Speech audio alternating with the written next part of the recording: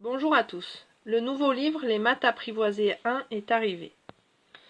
Je tiens à remercier M. Patrice Lecomte pour sa préface. Ce livre reprend les explications du livre Les maths apprivoisées niveau primaire, avec quelques remarques et astuces en plus que je vais vous dévoiler au fil des vidéos. Vous trouverez entre autres une astuce pour aider l'enfant à apprendre ses tables. Prenons l'exemple de la table de 4.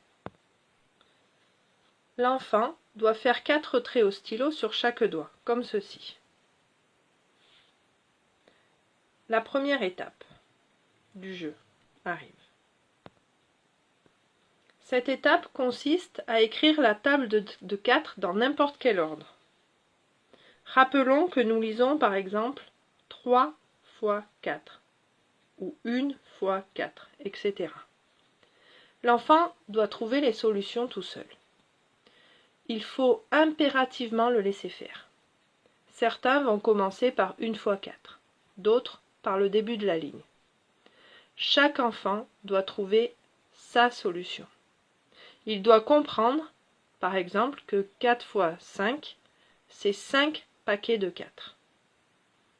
Il doit ouvrir 5 doigts et compter le nombre de traits qu'il voit.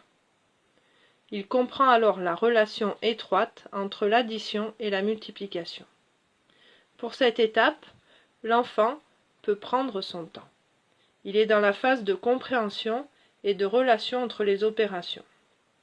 Il faut donc lui laisser le temps. Lorsqu'il a fini, il faut vérifier ses résultats et les corriger si besoin. Mais attention, c'est à lui d'écrire les corrections. Nous passons alors à la deuxième étape. Nous écrivons 1 ou 2 lignes avec des multiplications de 4 prises au hasard.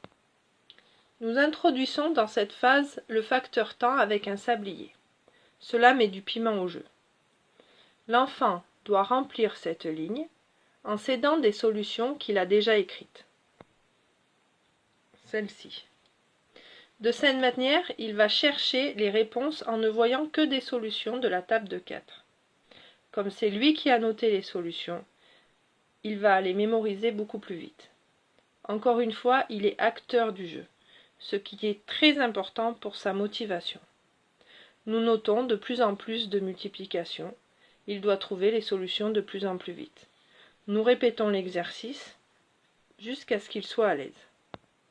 Si nous constatons qu'il a du mal à retenir par exemple 4 fois 7, nous pourrons insister dessus en le notant plusieurs fois. Lorsqu'il est à l'aise, nous passons à la phase 3. Elle consiste à observer que 4 fois 3 donne le même résultat que 3 fois 4. La multiplication est commutative. Dans cette phase, nous conservons l'utilisation du sablier, ainsi que les résultats de ces lignes référentes. Lorsqu'il y arrive sans difficulté, nous passons à la phase 4. C'est un grand pas dans l'apprentissage de la table. Nous reprenons les idées de la phase 2 et 3 avec le sablier, mais l'enfant ne doit plus voir les solutions. Il ne doit faire appel qu'à sa mémoire. C'est fini. Nous faisons une dictée de la multiplication par 4. Ceci est la phase numéro 5. L'enfant doit donner les réponses le plus vite possible.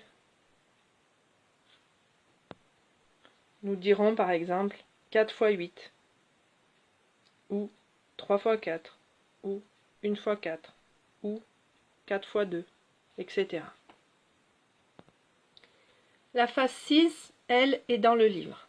Je ne vais quand même pas tout vous dévoiler. J'ai des élèves en difficulté qui arrivent à apprendre une table en moins d'1 heure. Ils l'apprennent en jouant, et surtout, grâce à la première phase, ils ont compris que multiplier revient à faire des paquets de différentes tailles. Ils ont donné du sens à la multiplication. Ils sauront s'en servir lors de problèmes. Grâce à cette méthode, l'apprentissage des multiplications devient un jeu d'enfant.